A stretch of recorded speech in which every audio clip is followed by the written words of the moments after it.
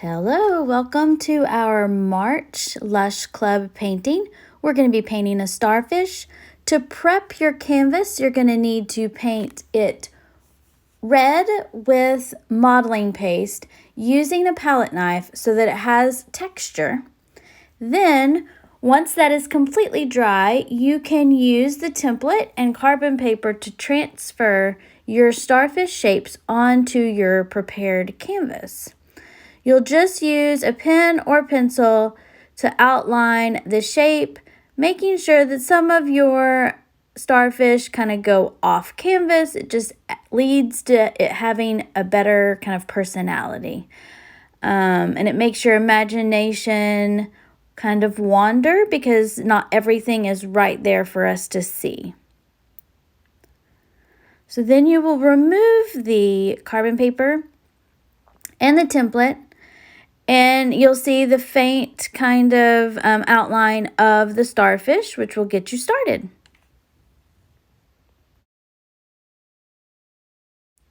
So our colors today are going to be white, teal, magenta, Payne's gray, orange, phthalo green, and gold. So I am using Golden brand paints, but use whatever you have. You can change up the colors if these colors aren't something that you're into. I just wanted something super bright and vibrant for this painting. And these golden paints have a great amount of pigment, and they're a great investment. All right, so you also will need a flat brush to paint with today, and we are going to start out by making coral and some peach tones. And so what we're going to do is mix white with some magenta and some orange, and you're going to want to make several different colors of that over the course of this painting because there will be a lot of variation within the colors. And so while we want some to be kind of vibrant coral, some are more of a subtle peach tone. And as we're painting, we want to have deliberate brush strokes. So we want to leave the little strokes visible. We're not trying to blend that out and make kind of a one surface thing. The great thing about starfish is they are very textured. So we want to kind of mimic that texture with our paint. And by doing so, we want to make sure that we are being very deliberate with our strokes as we go along this. You'll see that I'm varying the different colors. So I'll start with one color, then I'll go pick up another color. I'm also, as I go along to all of the different starfish within the painting, you'll notice that I do not try to match them. So we don't want to match our starfish. It's an organic creature. So being so, they're all different, just like all of us. So no two are the same, and we want to make sure that that is represented in our painting. This style of painting is called representative painting. And so while we're painting something that is a real object, we're obviously being a little fast and loose with our brush strokes and with our colors. And so we aren't necessarily doing realism. So representational painting is more so what I like to do. It just allows you to have a little bit more freedom in how you paint it. And I tend to paint how I think it or see it with, my crazy imagination.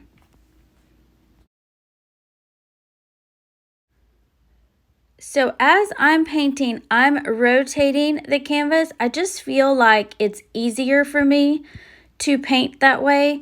I can reach it better. You also will notice that instead of painting on an easel when I'm at home painting, I tend to always paint flat.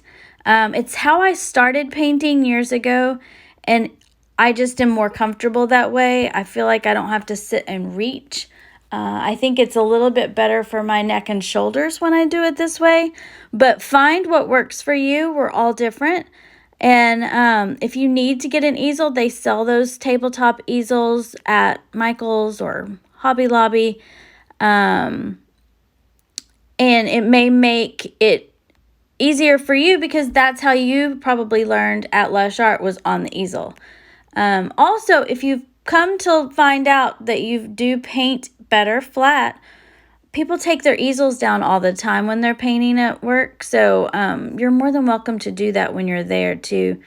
May kind of depend on where and how you're sitting with your table. I'm not sure. But I tend to do that when I go there to paint.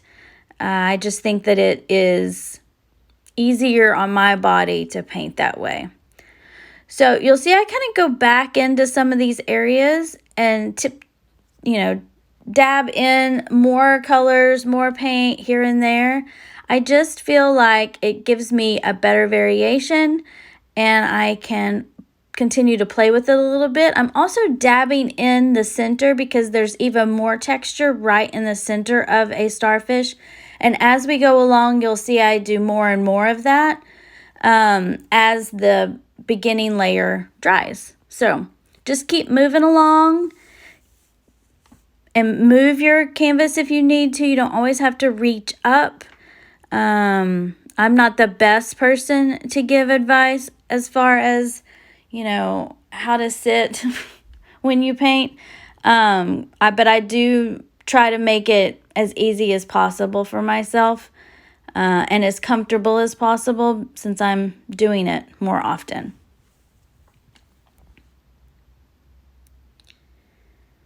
Make sure that you have areas of light and you have areas of dark. With this painting, I did not try to sit and say, okay, this is, all of them are going to be darker on this side of each of the starfish. I wanted it to have a little bit more movement than that. And I wanted to play, so I did not do that. It is obviously something you could add in if you wanted to make it a little bit more realistic. But I just wanted the movement of it and your eye to keep going all the way around.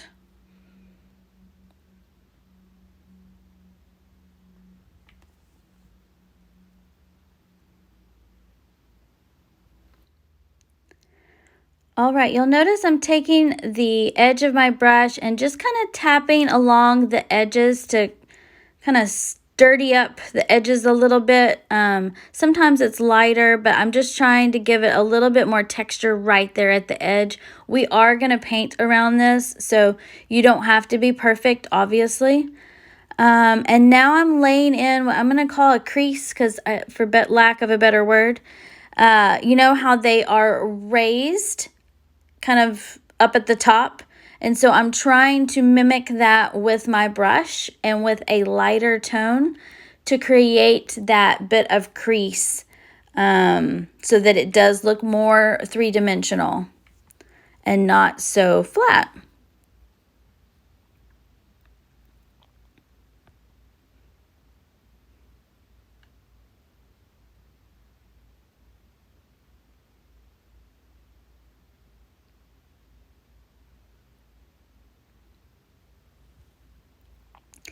I'm going to tap in a little bit of Payne's Gray in the center and even a little bit along the creases because that's also going to help give it a little bit more of that dimension. When I'm tapping in that kind of dotted area in the center, I'm kind of staying in a subtle star pattern. I'm not trying to make another small star in there, but I am kind of staying in a star-like pattern just to help give that starfish a shape.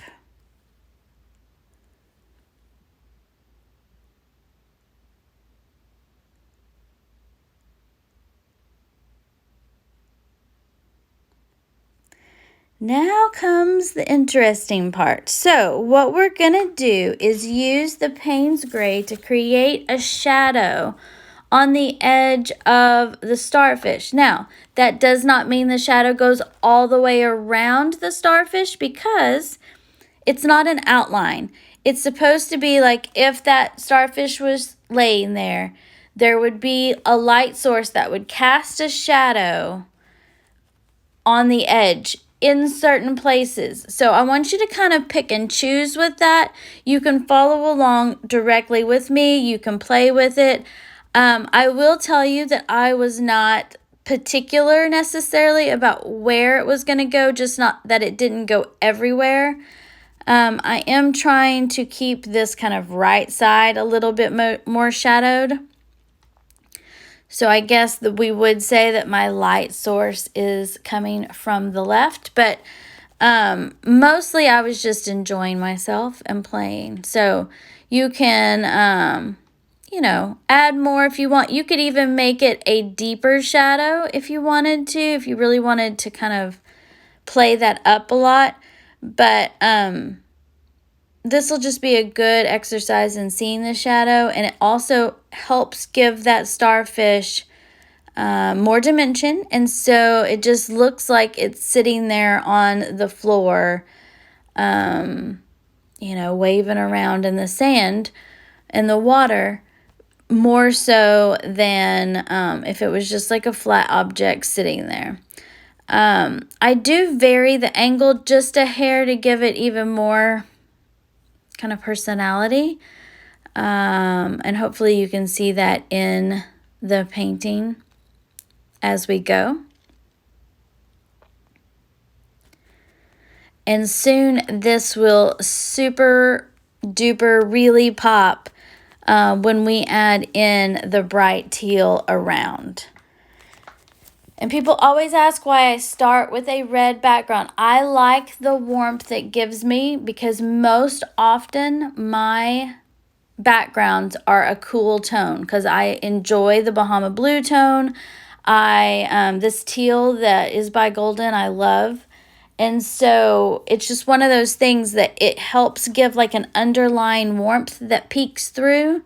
And I also will zoom in here in a little bit and you'll be able to see that I leave some of the red peeking through on purpose. And it's just to give it a little bit more pop.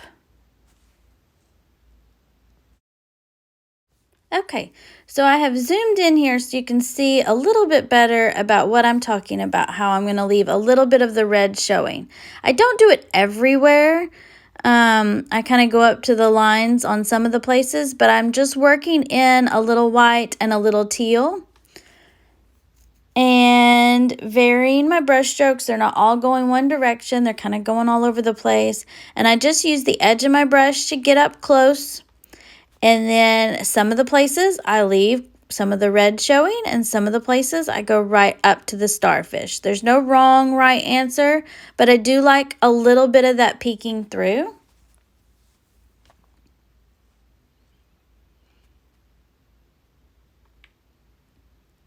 And I'll continue to turn and add here and there.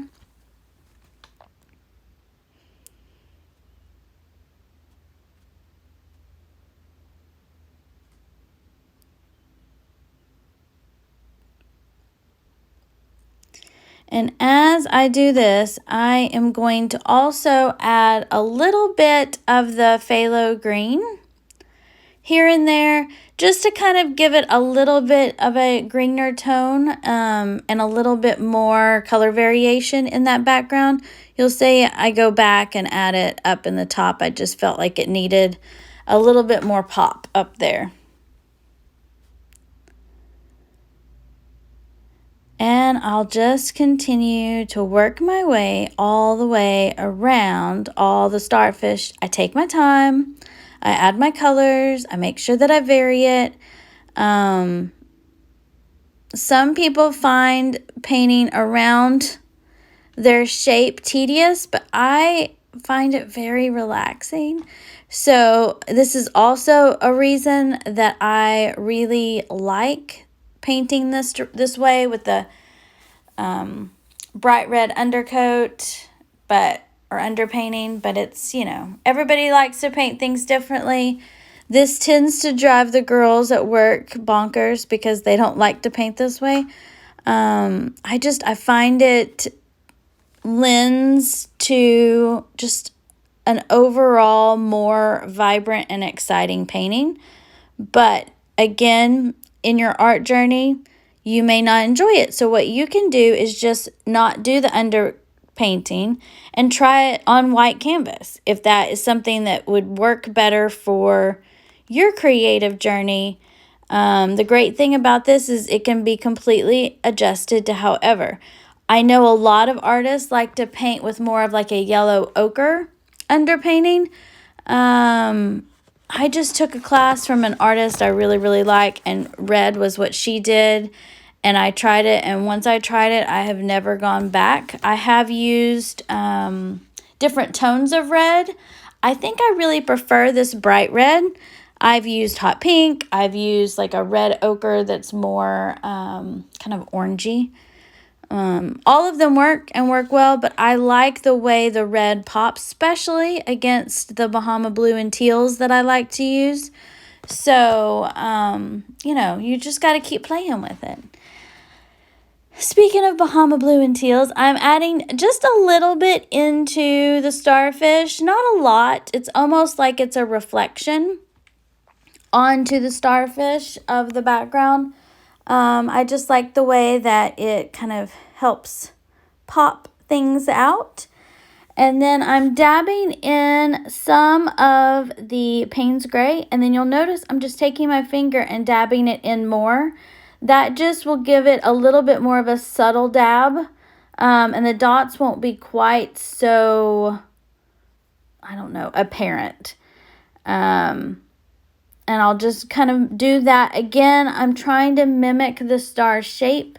So I'm staying within sort of a star shape, but I don't want it to be like this very, like, bam, star inside the star. So it needs to be a little bit more subtle than that, which I think that the dabbing with your finger kind of helps achieve. And then I'm going to pour out just a little bit of gold. We don't need much. And you'll notice I didn't pour the gold until the end because the metallic paints dry a lot faster. And they're also very expensive. So we don't want to waste them, and we don't want them to dry on our palette. And I am just taking my finger. You can use a brush if you prefer. And I'm just kind of rubbing in the gold here and there to accent it. A little bit in the center sometimes, a little bit on the edges sometimes. What I am not doing is making sure I match starfish to starfish because the accents would not be the same.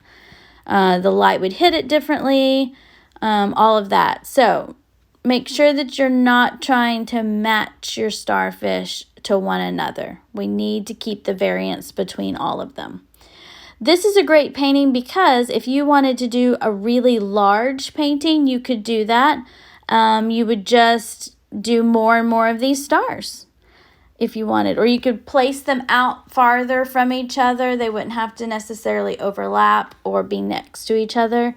But this is a great one for a larger canvas. You could even blow up the template and make them really big starfish if you wanted to. If you needed something for like a really big wall, this would be really pretty for that.